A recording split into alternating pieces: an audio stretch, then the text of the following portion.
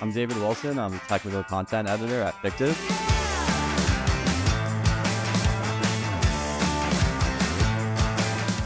At Fictiv, we make cards, so we wondered, what if we designed our own product for a swag giveaway? It started as a simple phone stand, but I wanted to take it further by integrating features that would make it more functional as a compact multi-tool. In this episode, I'll walk you through the highlights of my prototyping and iteration process.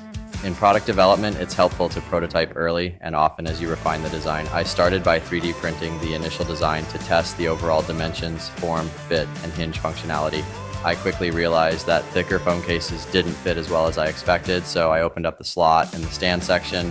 I also discovered that a phone without a case could easily slip out and fall off, so I knew that a rubber-like TPU section in that area would help improve grip in the final version. Getting physical parts in hand really changes your perspective and helps you find issues that you don't see in CAD. I used a Bamboo Lab X1 carbon FDM printer, which gave me fast, high-quality prints that were ideal for iterating quickly. I based the early designs on existing products using similar dimensions. My first design was a bit too angular and narrow for the phone fit, but proved out the concept. Later prototypes had a more curved profile for the box cutter, and I extruded the hex bit recess deeper into the other half of the product for better engagement. I also added additional features like the measurement markings and speed square.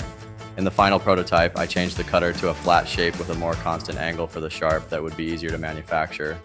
The F shape took a few different forms as I balanced the curvature for the box cutter sharp, the width and slope of the phone pocket, and the round on the leading edge for pocketability, which later became a sharp corner for use as a speed square. The ruler feature was easy to test and helpful in terms of sizing and legibility. I noticed the millimeter side markings were a bit too close together and may need to be changed to centimeters. With the box opener edge, a quick print confirmed that it was just sharp enough to cut through weak tape, but it quickly deformed and became unusable. I determined that there needed to be a metal component insert molded to improve the product performance and quality. The metal part could also be CNC machined to be tested separately. I then needed to consider how large that component would be and where in the part it would reside.